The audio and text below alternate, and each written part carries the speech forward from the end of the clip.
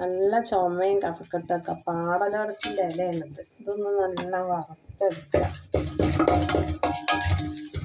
ഇത് കുറച്ച് അരിയും കൂട്ടി വറുത്തുണ്ട്. പക്ഷെ നല്ല ജീരകം ഇടുന്നുണ്ട് കേട്ടോ. അപ്പം തോന്നെ നല്ല ജീരകം. കുരുമുളക്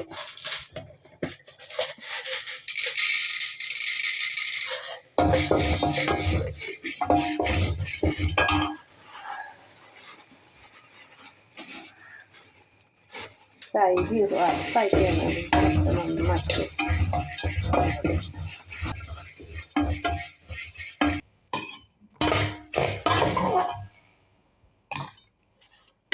ഈ ഇല ഒന്ന് നെരിയണ വരെ വറുത്ത് ഇതാക്കുക. ഇനി ഇത് മിക്സിയിലിട്ടണ്.